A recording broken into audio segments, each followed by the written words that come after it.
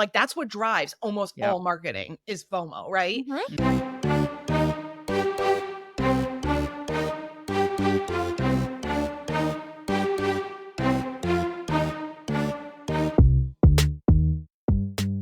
Welcome to the Just Trust Me Marketing Podcast. Hey, this is still Rachel. I sound so weird, voice things going on, doctor appointment tomorrow. So if you're wondering what the hell did I just tune into, it's still me. I could be so old. Don't turn that dial. Don't go to the next one in your queue. Stick with me. This is, in fact, the pod for marketers that you expected who want to get better at what they do and how they do it by remembering why we do it. It is all about trust in marketing. I'm your host, Rachel Moore. Rachel has the mic everywhere, even when her voice sounds like shit. I am the Moore in the But Wait, There's More podcast network. Yay. And my hormones and hair color change just about as often as Amazon's work from home policy. Please allow me to introduce any of our new listeners and, of course, our existing community of listeners to the two co-hosts on the pod today. First up, you do know her as the TikToker extraordinaire. And I should have updated this from last week, but I didn't. But it still applies. The chain smoking tendencies of creating new accounts when she's been banned on TikTok. But she's also an extraordinary content marketer who also owns and creates under her own brand now, Italics LLC. Elizabeth Allen, thanks for joining us as always on the pod.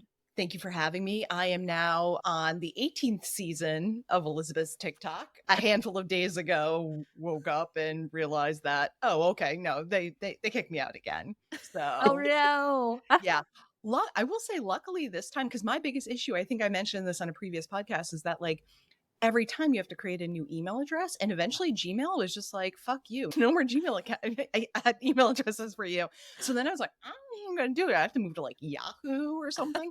And luckily, I think because it's been so long and so much craziness, I ended up being able to go back and use my original, like my OG email account. Wild. And it was like they had like a little dementia moment, and we're like, oh, we don't remember that one. And so I was like, yes, score.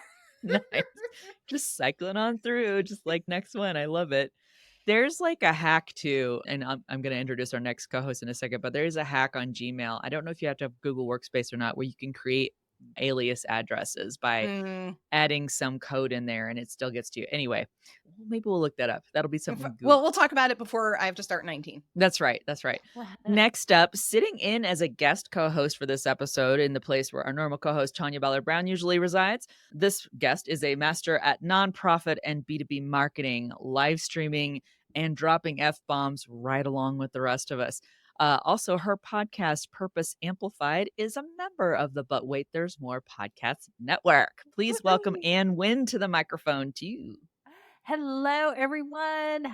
Thank you so much, Rachel, for inviting me to be on here with you and Elizabeth.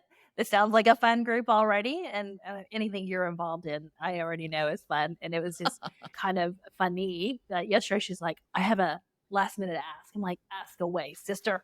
Mm-hmm. And she asked if I could fill in. I said, but of course.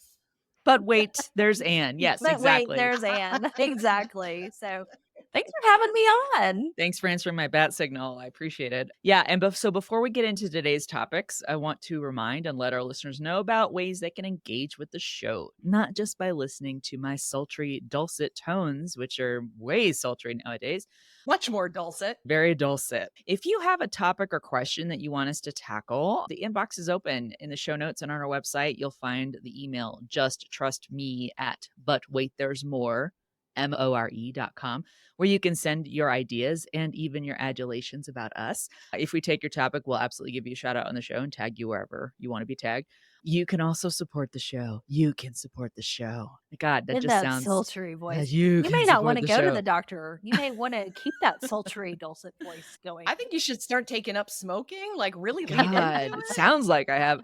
But y'all, the problem is I like karaoke, and this is fucking with my karaoke. I haven't gone, and I hope to go back. But aren't there sultry singers you could do like that? Yeah, could be like the only karaoke. I could do some. What is that? Janis Joplin kind of has that like sound, like that tone. You have some options there. Yeah, some old ones there. There you go. It's just my Lady Gaga has to get left in the dust, which is not cool.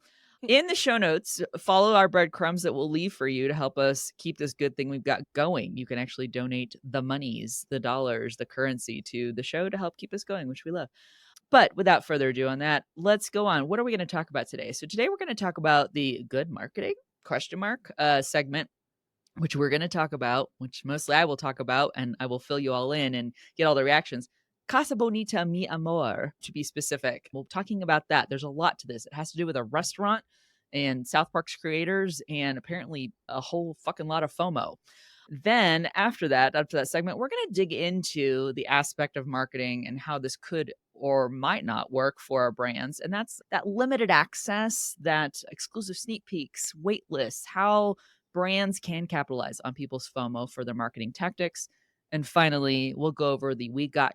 What are the things we all fell for this last week or two that, hey, we all get marketing and advertising, and we understand how it works. And we do it ourselves. But even once in a while, we're like, and fall for in a bad way or a good way? Either way, it can any of the above. It can be a good fall, bad fall, then, meh fall. Yeah. I'm a sucker for those social ads. So yeah, I've got a story for you. You're fitting right in. All right. Well, let's get into good marketing. So I will kick this off. So first of all, have either of you ever heard of Casa Bonita? The only reason I have is actually because of you recently mentioning it to me. But then there was some like back part of my brain deep in the folds and stuff that remembered seeing it when I had visited my mother in Denver, like, I don't know, 15 years ago or something. Like I remember being in a shopping center and seeing this pink structure and being like, and you had mentioned it. And I was like, oh, that's what that was. Just like, from the recesses of my brain, remembering that I had seen it. But really, I didn't know much about it until you informed me. How about you, Anne? No, only from what I saw on your post about you were being so excited that you were on the list. And oh my God, I was like, oh, this sounds like kind of a fancy schmancy. Well, knowing you, it wasn't going to be like super uber fancy schmancy, but probably a fun fancy schmancy kind of place, right? Oh, yeah. And I was like, oh, I got to ask her about it since I'll be in Denver. Oh, yeah. Thanksgiving. Yeah. So, and for anyone listening, a lot of people may have heard about it, particularly anyone who's not in the state of Colorado, has never lived here. Casa Bonita was actually featured, I believe it was season 7 of South Park, the animated show created by Trey Parker and Matt Stone. They do an episode where Cartman goes through all the hoops and wrongness he always does to try to get himself to Casa Bonita. And a lot of people thought, oh, it's not real. It's so real. So Casa Bonita, everyone. And by the way, I didn't realize I had this affinity with Casa Bonita. It is a Mexican restaurant in Denver, Colorado. It's on Colfax. Colfax has a storied history as a street. Here, good, bad, and all the things in between. Casa Bonita is a Mexican restaurant. However, to just call it a restaurant doesn't do it justice. If you have ever been to a theme park like Disneyland, Disney World, Universal Studios, anything like that, and you go into kind of a themed restaurant, but even then, that doesn't do it justice either, because I think we've all been to rides where you're going to go on a ride and you are in a line that curves around. I actually think of like Hogwarts Castle in Universal Studios, where I'm in line and part of the experience of going on the ride is being in line because you're seeing the ambiance and all this stuff. Yep. When you go to Casa Bonita, and this has been true in the 50 years it's been around, you walk in and basically it's like you've just entered a Mexican small town and you're surrounded by what looks like, little villas and storefronts and windows and things. You're walking on cobblestone streets a little bit. And so you walk all the way through and the whole experience begins there. So Casa Bonita started in 1974. So it is the same age as me, turns 50 this year. 2 great things from 1974. Thank you. And you can go look it up and watch these things. But basically, it's gone through this whole history. It was good. Then it was sold off to a big corporation that was overseas, didn't care. It just went downhill from there, ultimately got shuttered. And then it was purchased in bankruptcy sale auction to Trey Parker and Matt Stone, who are the creators of South Park. And what happened recently in the last few years is that they went in and they basically rebuilt it. And everyone was super excited too, because like, oh my God. And they're both from Colorado. They featured it obviously in a South Park episode. So everybody was super excited about it. And in the last few years, what they've done is they've rebuilt it. They have reopened it, sort of. And what I recently saw was that they did a documentary. And so the documentary is out. It might be, if any of you check, it's in limited release to some theaters. My husband and I got to go see it at Alamo Draft House in our city. And it basically it shows the behind the scenes of Trey Parker and Matt Stone, how it came about, a little bit about the restaurant, where it got to and why it was sold off, and then their experience with rebuilding it, which is really interesting because as those of us who live in Denver and know about Casa Bonita, we knew they bought it. It was in the local news. Then they opened it up. They were rebuilding it. They took the big fountain out of the front and everybody freaked the fuck out about it. Like, oh my God, they're changing it forever. It's iconic. How could they take it away? Oh my God, oh my God, clutching the pearls. And then finally, everybody's like, when are they going to open? When are they open? And they finally opened a lottery system. So they'd say, sign up on the email list. We are randomly going to pick people to say, hey, here's a 6-week time frame that you can go and purchase tickets ahead of time.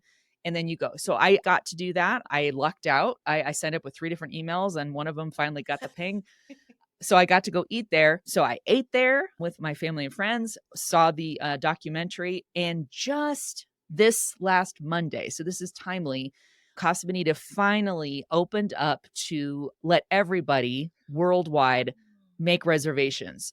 I know this because I got the email, obviously be on the email list. I'm in the Founders Club too, by the way, since I'm one of the, so special. I was really hoping that the card I get a card, like it's arriving in the mail, but I got Founders priority, but that sold out within 2 hours. And then they opened it up at 3 p.m. So apparently 40,000 people were in queue as of Monday afternoon when they had opened it. And they're sold out. I did go in yesterday. I was looking for like, hey, I want to find spot for 3 people, like maybe later in November. Only lunch times on Thursdays and Fridays. That was all that's there. And now those are gone. So I guess I won't get to visit in Denver. Well, and it's kind of like when IKEA first came here, nobody in their right minds would go to IKEA in the first 6 months because they had so much overflow parking. And I think of that. I think of Steak and Shake. And those of you who might be like rolling your eyes in the back of your head, you're like, what the hell? These are things that are staples in my community. Why? Y'all, when we get something new that we have not had before, In-N-Out was the same way. In-N-Out burger. I was going to say it was the same way. I have had In-N-Out burger in Denver, and I was Mhm. very excited because we don't have a single one here in Connecticut. So I was thrilled. So I reaped the rewards of it coming to Denver. Thank you very much. Exactly. Yeah, exactly. Yeah, I remember we got Chick-fil-A, which is like so pedestrian and so everyday. And I don't eat there anymore. You know who I am by this time. But when it first came here, it was the biggest deal. And they had to like reroute the traffic. It was a whole thing. So I totally get it. Yeah.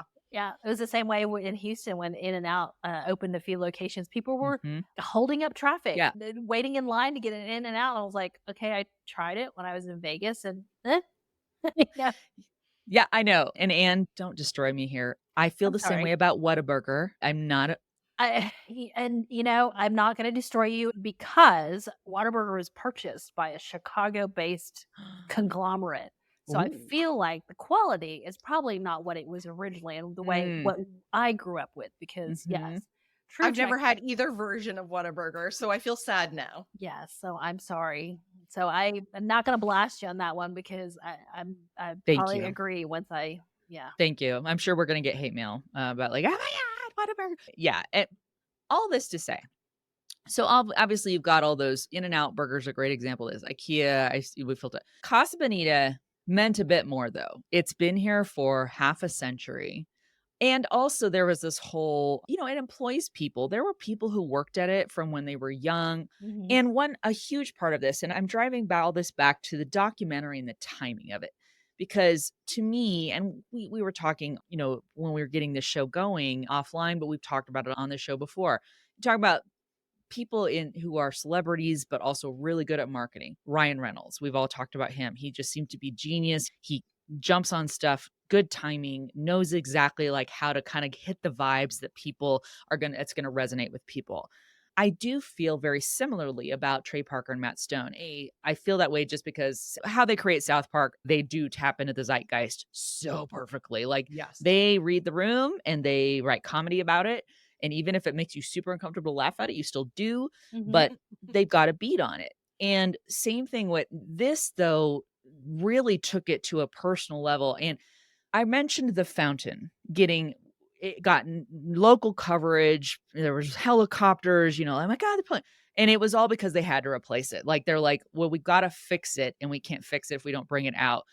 But that is a good example of how everyone here freaked the fuck out because everyone felt like they had a very personal investment, even if they'd only ever just been to the restaurant once in their lives. Like the very limited interaction I've ever had with it, I understand that pink storefront is like a local landmark, know? So it becomes a fabric of the community and something. And like you said, even if people haven't, only have eaten there once or twice or just know about it and live locally, everybody probably uses Casa Bonita and that pink structure as like, oh yeah, it's like right down the road from Casa Bonita. Like everybody knows that it is a landmark in that community. So I can understand how it is so important. And the emotional tie to it too, a brand, even if it's, no longer great food or whatever, it's something that's been around for 50 years that you may have grown up with.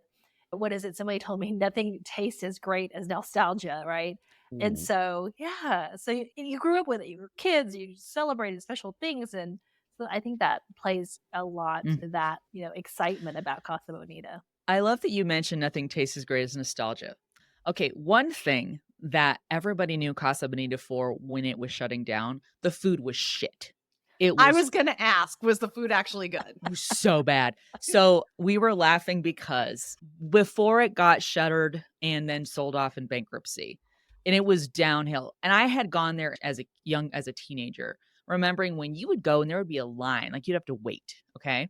We went for a friend of ours. This was years ago before we had children, who was turning 20. And we were not 20. We were like 30 something, 31, whatever. And we went and no line to speak of, walked right up, made our order. Always a bad sign. Yes. One thing that would happen when, so you wind around, you come here. So then you come up to the food service area. There is no one at the food service area. The way that would happen is it's almost like a little mini bowling alley, but it's like, okay, there's like a little kind of chute. There is a cinder blocks cut out of the wall right there. And you can see the kitchen. If you peek through there, your tray would be slid out towards you. No human interaction whatsoever. You just had your name and your ticket on there. So you're like, okay, I'm going to pick it up. And it's like being at school with a lunch tray, but even less interaction with a human being. You don't get anyone with a hairnet, nada. It's like an old school auto map, but less cool than that. Yes. So I still remember going there. I'd ordered chicken fajitas and I think I almost peed myself laughing because I was laughing so hard. I'm like, oh my God, this is so low rent. And so we all take our trays and you go to your seat. And really the only thing that a wait staff's going to come help you with is like, you need refills on drinks or you want to order alcohol, or if you need like condiments or anything. They're not bringing your food. You just got it. Yeah. So we got to our table and I realized that I'd ordered fajitas, but there were no tortillas. So we raised a little flag, person comes by and I'm like, hi, I'm so sorry, blah, blah, blah. So I go, we'll be right back. They were not right back. They came back about 15 minutes later. They brought to me the tortillas on a plate, ceramic plate. Tortillas were warmed up, still in the Ziploc bag. So you're saying no homemade tortillas? Nay, I'm confidently saying, again, almost peed myself laughing because that's what we expected. It was very expected. And I feel it's important to share this because, again, going back to marketing mastermind, and if this was a mastermindful marketing exercise or not, because when Casa Bonita had that limited lottery release opening that I was very fortunate to get to go to, the first thing you do is eat. The first thing you do when you get there, you do order your food. They have a pretty limited menu. I don't know if it expands at all as it goes. But one thing I do know is we had eaten at the head chefs. We'd eaten at one of her other restaurants, which if you ever go to Denver and you all come here, I'm taking you to Work and Class. It is one of our favorite restaurants. Okay. Oh my God, it's so great. But that was the same head chef. And we're like, this fucking food is going to be awesome. And so You go and you order, and you watch them prepare your food. You can see it being prepared, and they assemble it for you. I think that was huge because you did Yeah. not see that back in the old days of Casa Bonita. What, you didn't want to watch the microwaves working? Like, Wait, watch you put the tortillas in the Ziploc and like, okay, beep. Oh my God, it's so cringe now that I think about it. And you go and eat the food. That's the first experience you have, which I think was masterful on their part, because it's like, we know one of the biggest doubts you have, the concerns you have about when we reopen, is if this food's going to be anything good. Yeah. And all of us love the food. It was great. So the documentary itself, I think, was super interesting. I don't know that they had it planned the whole time, or if they planned it to say, we're rebuilding, limited release opening. So only a few of you, a tiny percentage of the population out there is going to get to see and experience this place and talk about it. And then they released this documentary within the last month before they open it up to the world. And what I think they achieved with that, the documentary shows all the work, and more importantly, all the money. They had originally estimated it would be a $6 million cost to bring the restaurant back to be able to serve as it did. I think it's $32 million later. My God. Are you? I kid you not. They kept showing the tally. Basically, they got in there. And what I think is so valuable from the aspect, and y'all, it's limited release. I'm assuming this will hit streaming at some point. yeah. They had to gut things down to the studs. They were bringing out ventilation, vents, ducts, air ducts. As they're dragging them out of the building, bucketfuls of dust are coming out of these. I can imagine the asbestos in this place, you can just picture it. Yeah. There was mold deep, and they had to replace flooring. Well, isn't there that whole, like, there's like a water feature and people dive and stuff like that? Like, Yes. yeah, I can imagine they probably weren't keeping that real clean. There's a lot of bacteria up in that place. They had live wiring that was just in CVC piping under the water. Oh my God. Not sealed. And then the swimmers would dive. There was a rock apparently jutting underneath the surface of the water that people would come very close to hitting. They would show you the path that the divers would have to take. And they're basically dodging wiring, conduit, all this stuff, trying not to snag on it. They come up through this very, narrow thing. And like their shower, they got to shower in, had mold in it. It was nasty. There was a falcon, apparently, or an eagle that was up on top of the roof on the statue. And he would kill pigeons and drop their corpses on the roof. And they would rot, and that would seep down through oh my God. I kid you not. But here's why I'm sharing all this, is they are showing everyone who's had eyeballs on this, and particularly local people, but anyone who's now like, okay, now I'm in. What's going on? They're showing you, like, look, if you're wondering why it took us this long, here's why. If you're wondering why we cared so much about it, here's why. All the reasons and the ways that they're like, we could leave this behind and turn away, and they didn't, because they really cared about it. They are going to be in the hole for this restaurant for years. I was going to say for a very long time. But then at 40,000 people in queue. So anyway, we'll have the show links in there. I've got, for the link, NPR did a story about, it's called Casa Bonita Mi Amor. So you can go find out. I'm sure, like I said, it's limited release at local theaters, but you can also see when it's going to start streaming. Mm-hmm. You can see how many people, and you can go make reservations. Good luck. Even as a founder, a proud-bearing, card-carrying founder. I am going to have trouble getting in there. I need to know, is the card pink? It should be. No, it's black. Oh, I mean, that's cool because it's like a black card. I get it, but also, but it should be pink. That would be very. It looks very glam. I think they wanted to be like, it's like one of those hefty ones that you hold. You're like, yeah, baby. I will love it. I'm definitely I will share with y'all when it is, and I'm excited about getting it. Frankly, it was like I accidentally once. This is a weird. Like, I don't even know how it happened. I accidentally signed up for an Apple card. I don't know why. I don't know how or why. I was like, was I drunk? She got. And then I received it, and I was like, I'm never going to use this because, like, we have our credit card that we use, and we mostly, we love our like word debit card. But like, it was so nice, like the heft when you held it. And I was like, you know what? I wish all credit cards were like this, but also I'm not going to use this. And also, how the fuck did I apply for a credit card that I did not remember applying for? I was like, did somebody do it on for me, but I'm like, but it came to my house. Like, I was like, I don't understand the scam. So you're like, where's this person? How they didn't quite get that part of the scam down. They're not very good scammers, but they try. They're new at it. They just sent the card directly to my house. Knock, knock, knock. Excuse me, Elizabeth. Did you happen to get a card? Can you just forward that along? Thanks. Thanks a lot. Yeah, it'll be interesting when I get, and when I go next time, whenever I can get in there again, I'm gonna be plunking that thing, be like, hello, yes, I'm Rachel. You've been expecting me. Thank you.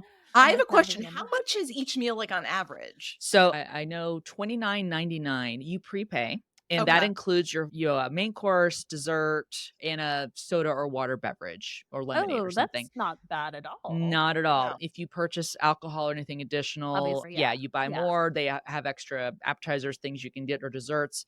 But then you just do it. You're in an amusement park. You walk throughout. There's all kinds of things you can buy. They've got an gaming arcade rather. They've got a merch store. They've got balloon animals. They've got a whole brand experience, not just a restaurant. Experience. Yeah. And it's an experience. And I think that's the way many of these restaurants and brands similar to them are going. It's like it's an experience. It's not just going for the food or because it's the ambiance or whatever. Because there's a few restaurants recently that I've gone to where it's a whole experience. Mm-hmm. Yeah.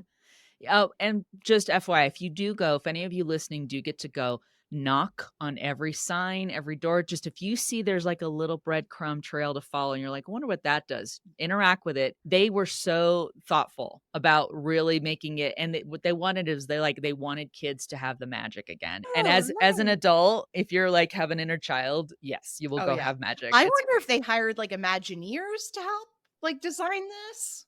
I don't know if they had but I did watch it. It was pretty funny. We weren't watching the documentary. We were watching something else on YouTube recently about how they would change out. They have actors there that go, through and they're just playing their roles, and they made them pivot several times, and it got really frustrating. But it's because they were like, they did test audiences, and they were like, nope, it's not hitting the right way. We're not getting the right vibe. Let's change it, and really just wanted to make it where kids are just like, just magical. But it's a great documentary just to watch. But also I just think, and we're about to go into the segment, the value of keeping things behind the curtain, but letting people just kind of pace that out and just like, let me tease you out. Let me give you a little more. Let me give you a little more and see if we can bring you along for this ride. So with that, let us take a quick break and we'll come back in a moment to talk about how FOMO can play into your marketing strategy. Are you a marketer who does social, or does social do you? It's easy to get overwhelmed when you're managing multiple social media accounts, which is why you need Agora Pulse. With a publishing calendar you can use with your team or share with a client, deep analytics, a content library, and easy approval processes, Agora Pulse puts you in the marketing manager seat and helps you handle your handles. Try Agora Pulse free today using the link in the show notes. We're back, and we just talked about Casa Bonita and the documentary Casa Bonita, Mi Amor, which all again plays on FOMO. So I want to ask you both, marketers extraordinaire. Obviously, we were talking about, and I don't know if I want to lead off with this. We're talking about like if this was Ryan Reynolds or if this is Trey Parker and Matt Stone, creators of South Park. These are globally recognized people or names or entertainers. They have all that stuff. But what do you think? I'd love to learn from either of you. Have you seen that work where the behind the scenes, fear of missing out, exclusivity kind of thing really helps benefit, like maybe gives a little more amplitude to a marketing effort than it would have otherwise? Oh, yes. I have a really great example, and it could almost be my I got too. Oh. So there's a brand of cookware called Le Creuset. Dutch ovens, those, higher end. And I love them. I'm a little bit obsessed with it. And it could become an addiction. And the people who purchase are like, when you say rabid fans, rabid brand ambassadors, these people are built-in rabid brand ambassadors, right? So they host, I think 4 times a year, an event called Factory to Table. And it moves from city to city. And they don't announce it till about 6 weeks out. And so everybody is waiting. They are waiting with bated breath to get that email that says, it's coming to this town. And then it'll be still another 2 weeks before they release the tickets. So again, like literally people are waiting. I received that text notification for San Antonio at 8 a.m. By 8:01, I had 2 tickets purchased. By 10 a.m., all the tickets for the first day had been sold out. Whoa. And the specialty, and why it's so special to go the first day, is because it's the only day they have mystery boxes. Yet another thing for FOMO, right? Like, oh my God, I got to get these mystery boxes. Ooh.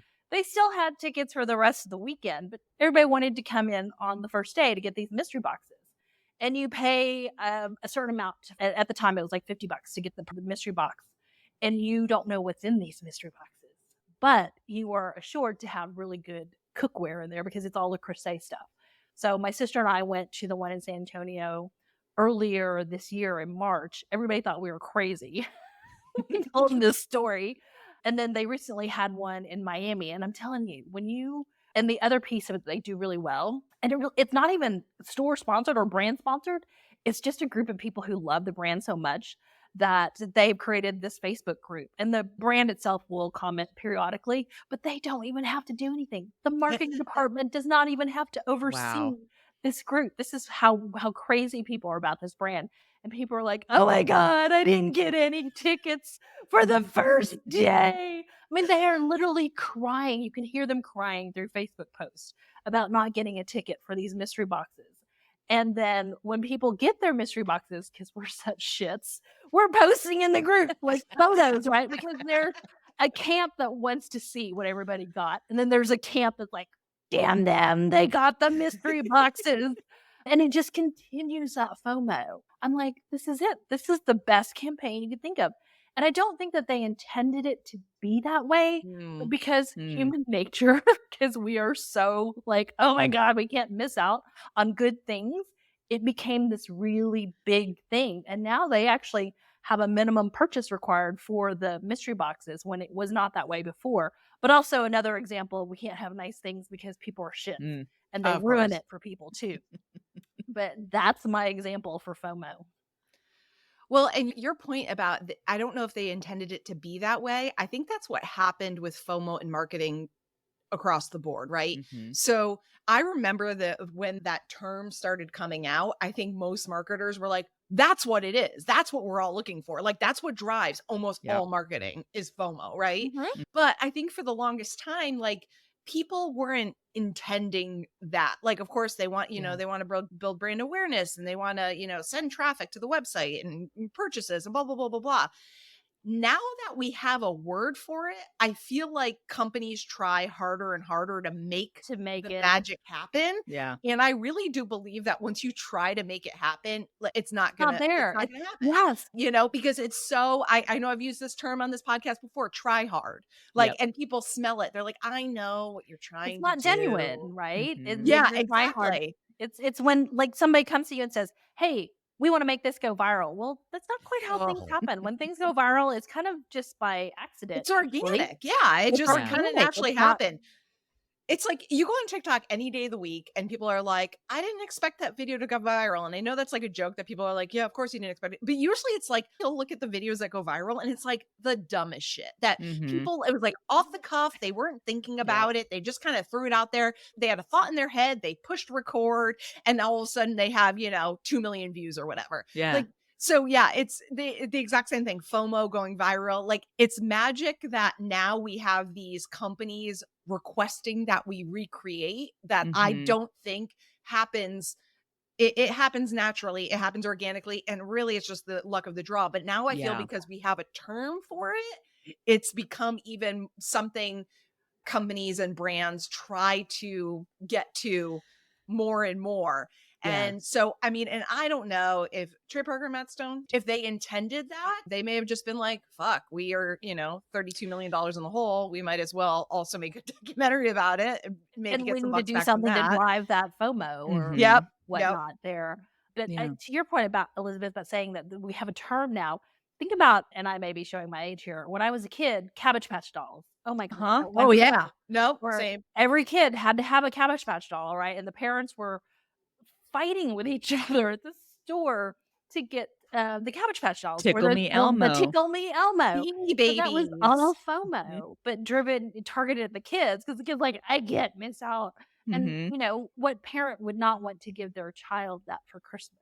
Right. Yep, that's So, exactly it. I think the key, Elizabeth, you said it a few times, the word is try. And this is where I think, we talk about great. It must be great for Trey Parker and Matt Stone to be able to, they knew they had something where everybody wanted to be the first or be able to go and say, I've got to go back to Casa Bonita. Even if they had no intention of sharing it out publicly, they just wanted to go because they had a personal investment with it because of the community.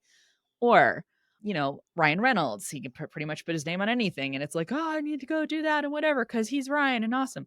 Most of us are not those people. Most of us work for brands. We do not have either the budget or the notoriety or any other third thing that, is going to help that be as successful as what the Casa Bonita example is. But again, focusing on the word, this is why it's so important for marketing teams and the people around them, the other teams that work with them, to empower trying, because your audience is going to tell you if it worked. You can use all your data, and you should. You can use your gut instincts. You can do focus panels. You can be asking people in your target audience, like, what is the thing that if we did this thing or gave you this thing or offered this thing that would make this a can't miss opportunity you cannot turn away? You can do all that. Sometimes you're not going to know until you've tried it and said, I have a good example too. When I worked at Hubelo, we had a booth, and just one of the activations in our booth was a champagne vending machine. Oh, cool. Yeah, it was Oh. it was branded. It was very pretty, but like any garden variety vending machine, but it had little mini champagne bottles in there. Now we Nice. had a limited dream. supply of those. Of course. That thing created a line that went out of our booth for the first day, and then really quickly the next morning. Who knew that was going to be the thing? None of us knew. It was a total, like, our event director was like, I heard about this, or I saw this somewhere. Or even like the vendor said, hey, why don't you try this? And it just happened to everybody turned it into Instagram moment. And they're like, oh, I've got to go get it. Some of these people did not even drink that champagne bottle. They just wanted the experience. Wanted to have it Experience, and to be able to yes. say they were one of the few that got Mhm. one. Yeah. So I think that we're saying this is very largely dependent on your audience, on how are they going to react, and gauging appropriately afterward. How do you keep capitalizing on that? Knowing your audience and knowing that people, creating that experience where people are saying, oh, I would be okay with waiting in line just to get this experience or take this picture, because there's still an off chance you don't get the champagne by the time that you get to the end of the line, because they could be out. And so that it still goes back to the very basic marketing, tenet and rule that we know your audience. Yeah. I will say too, I appreciate Taylor Swift. I don't listen to her music. Even a little part of me wanted to go try to get tickets. Because I just totally get that. And I'm not a Taylor Swift fan either. I know. I'm like, I bet it'd be a great show. And I think the thing that kept me back was A, maybe cost probably, but B, but I think of that too. Can people be afforded? Sometimes these are very expensive tickets, and it's not just a concert, but sometimes these are expensive things. I think of people who were like, cost does not matter. They had it, either they or their kid or their friend group, or were like, we've got to be there. We've got to make sure we're there. This is an experience we want to have, and be able to tell and do the thing where you're like, I'm gonna go in the Facebook group later and show everybody all my pictures of how I got to be there. You weren't there. I was there. Nanny, nanny, boo. Oh my God, I was there. It gets back to our very fundamental childlike qualities of, yes, I got what you didn't get, and ha ha ha. But yeah, back to Casa Bonita too, where it's just like, there's just that aspect of saying, I think that just gets back to the inherent human nature of everybody.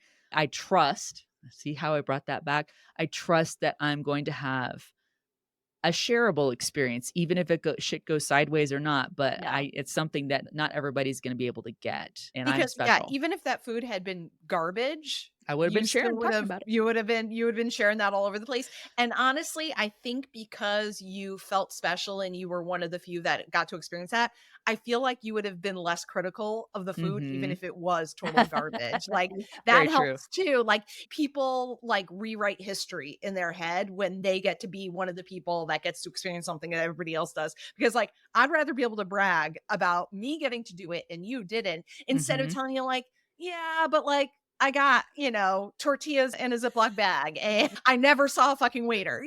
I think that helps too. And honestly, that's genius. Like, I don't know if that's intentional, but it's an extra level of genius when it comes to it because it kind of does get to cushion the blow in some of these Yes. situations because you've made it so that nobody's really going to be able to criticize the experience because they're like, I want to make sure you knew I was there. Yeah, exactly. Yeah, Sorry. and I agree with you on the trust and bringing it back to the example that I shared with you guys. This company is almost 100 years old. They're out of Mm. France. They were founded in 1925, but people trust the quality of this Yeah. cookware, and that's why they are such rabid fans of it. I mean, it's stuff that you can hand down to generations if you take care of it. That's how long it lasts.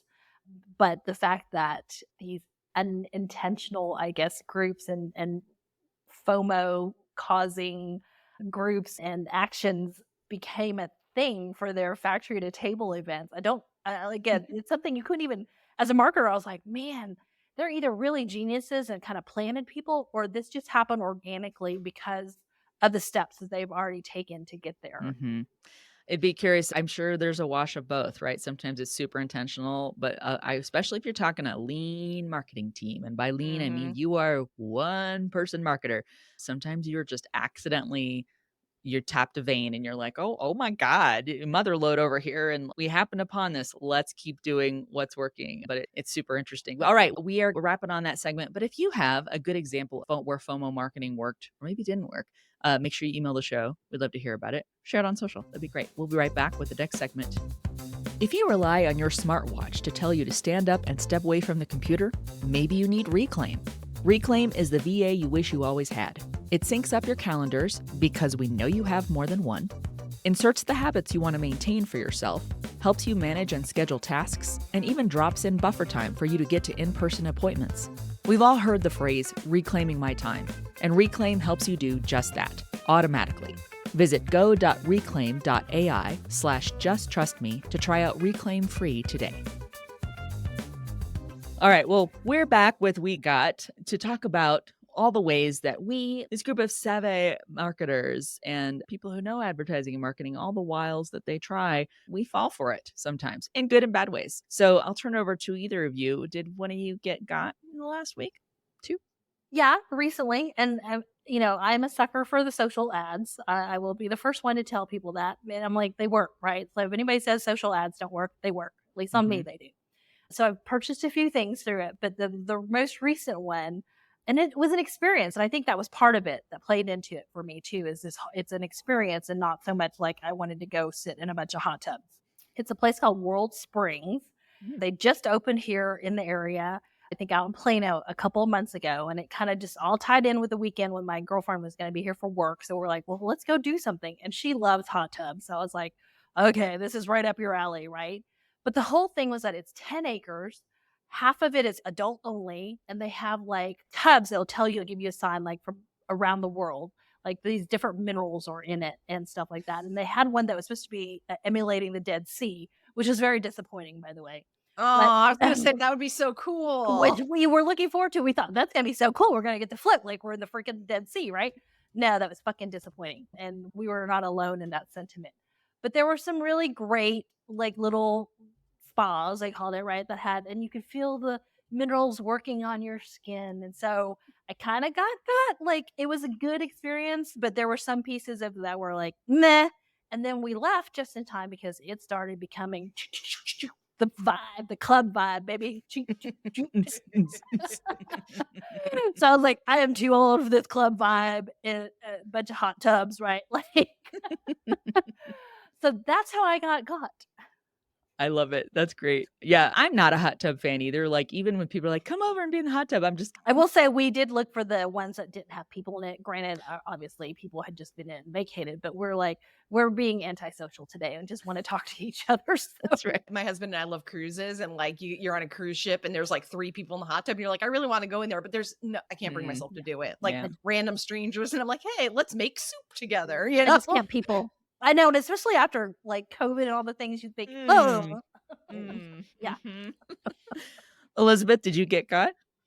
I haven't really gotten got. I'm trying to be like more conscious about just like spending any money, especially like stupid shit like going on Amazon and making that one-click purchase, like just trying to be better about that. But the thing that's been in my TikTok shop ads recently, because of the time of year, is all of these great Halloween sweaters that these companies are selling.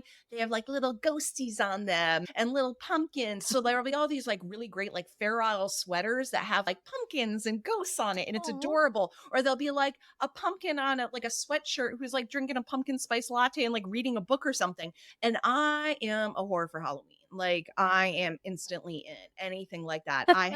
I will fully admit it is a tramp stamp. It is a pumpkin patch, because where else were you going to put a fucking pumpkin patch, right? Like that's where it had to go.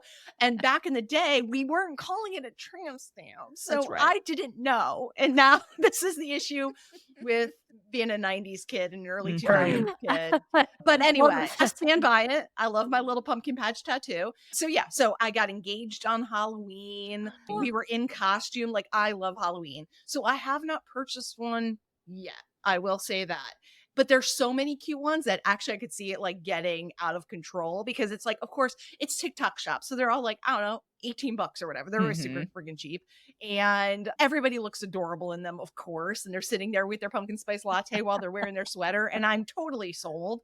I know they're making money off of it because, first of all, I'm not dumb, but also I'm in marketing. So I fully know what's going on here. But I want them so badly. So I'm trying to be a good girl, but I will probably purchase one, and I'm going to have to be very distinct and very selective about which one I purchase, because there are so many and they are all so freaking cute. So if we all just had all the money, right? Oh my God, right? Yeah.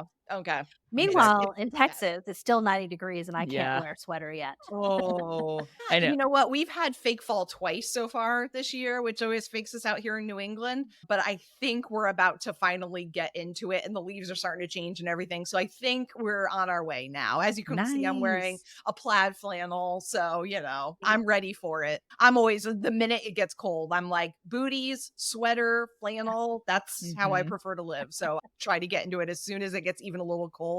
And then you have to begrudgingly break out a t-shirt when it starts to get back up into the 80s again, because it likes to fake us out. Anne can't relate to any of this. She's like, well, that's nice. Yeah. Last year I was in Denver during Thanksgiving and it was kind of snowing and the snow stuck and stayed on the ground. I was like, oh, this is what happens. This is what other climates are like. Actually sticks on the ground. And I refused to get in the car to go places. My boyfriend was like, I know how to drive in this stuff. I said, I don't care. Because he's from Illinois. He's from Southern Illinois. So he grew up with all that stuff. So he's like, I know how to drive this. I'm like, I don't care. I'm going to stay in the comfort of my hotel. Yes, thank you. You go drive in it then. Go do that. That'd be great. I almost shouldn't share this, but I'm going to. I got by political texts. So I just want to thank Tim. I want to thank you. I want to thank Kamala. I want to thank Gwen. I want to thank Doug. I was going to say, I get emails from Doug. Yep. Man, I have such a great relationship with these people. And I hope nobody's jealous. I actually have a little thread going with a couple friends. I'm like, they're like, oh, I got texted by Doug. I'm like, wait, did he text you first? Like, he's texting me too. What did he say to you? Doug, so you dirty dog. We're having fun with that a little bit. But I'm just going to say that after the presidential debate between Donald Trump and Kamala Harris, I felt like I needed to leave a tip on that side table. And I went ahead and donated some money from my Venmo when I got that text. I'm like, fuck yeah. Thank you for that experience. I will take more of that, Doug. Please. Yes, Doug. The serotonin that was produced that night. Yeah. Text me anytime you want, my guy. I won't even ask you to step outside of your marriage, of your fidelity. I just want to make sure you know that I monetarily appreciate the experience that was. That was better than a cigarette. I'm just saying, even though I sound like I smoke, I don't. But yeah, that was great. So that is, I say that too. I don't unsubscribe. I actually get texts from both camps because I just want to know what the fuck people are saying. Well, yeah, it's not like I want to know, but I feel like I'm trying to be an informed person. But yeah, I'm just saying that text, and I still get texts, and I've given some money. I'm like, nah, I don't know if I'll give any more, but that one got me. So I got, and I don't feel I bad get about that.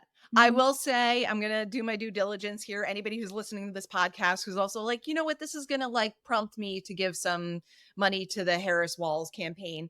I will encourage people to actually give down ballot because the Harris Mhm. Walls campaign has gotten a lot of money and the down ballot candidates are really where that money needs to go. Yes, agreed. And so if you have the extra funds and you want to put it toward team blue, maybe consider going down ballot, local elections, whatever, Mhm. because a lot of those people are Yeah. struggling financially right now. Mhm. So I love that you brought that up too. I was actually watching, I know I might share with both of you offline. I've been rewatching The West Wing, which is also trending on Threads right now.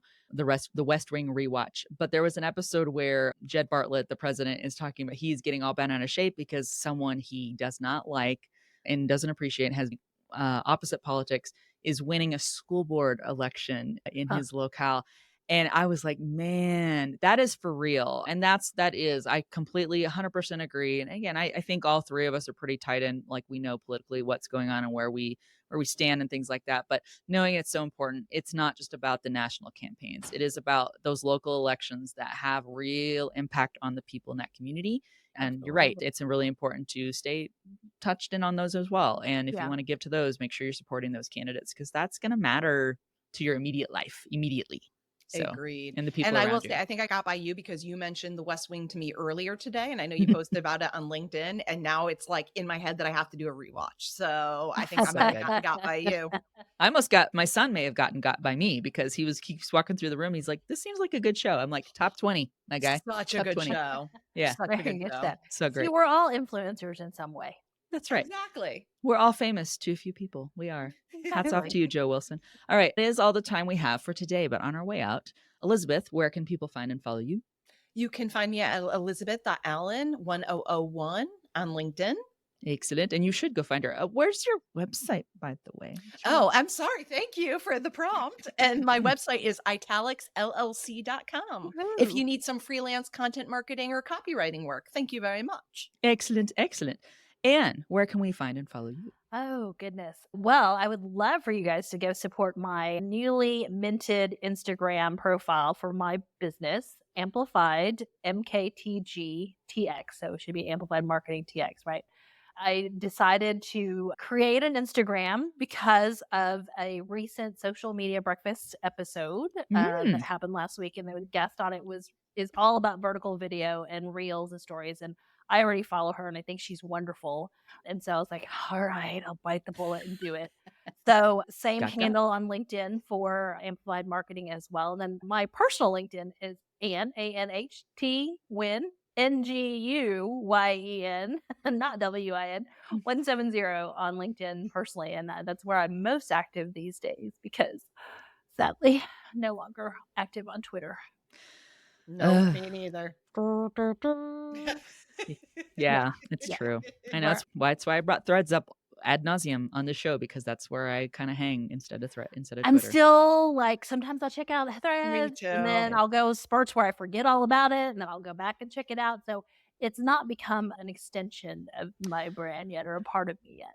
Well, and Twitter too. I remember how hard the tough time I had Ugh. getting used to Twitter, which Yeah. that sounds sad, but it took me, like, I remember going on it and being like, I don't understand this, Yeah. leaving it alone for a couple of years and then coming back to it. And Threads, I'm kind of there with Threads right now where I'm like, it's not very intuitive to me yet. I know if I just spend the time doing it, like just on it, it'll, click. But we're at that point where I'm like, do I really need another app to have to learn another app in my old ass age? So I have not done it yet, but I know I should because. Well, and that was the reason why I was like, I held off doing both a LinkedIn page for my business and an Instagram for so long because I was like, I don't really need another thing I have to worry about. Exactly. Since I'm taking care of my own client stuff. But there's, definitely good reasons for it. And all right, I guess vertical video it will be. It will indeed. It will be everywhere and always and forever. Yep. Yeah, I've been a slow adopter of Reels as well, but YouTube Shorts I've been doing more, and I gotta say, it's for real. Yeah, Yeah. eventually I will, get there to YouTube Shorts too. So, Take, yeah. one thing one handle at a Exactly. time. As I tell my clients and advise people, just one thing, whatever you can handle at a time, and then get there. That's right. That's right. Well, you can follow me, Rachel Has the Mic, anywhere and everywhere. Rachel Has the Mic, MIC. Also, follow this podcast. Follow us on Instagram, TikTok, and Threads at Just Trust Me Podcast, and anywhere you listen to your favorite podcasts. If you liked this podcast, please subscribe so you don't miss an episode. If you really liked it, leave us a review because we want to know. We want to know and, make more content and give you FOMO. And that's what we want to do. And we'll all catch you on the next episode of Just Trust Me. Bye, everybody.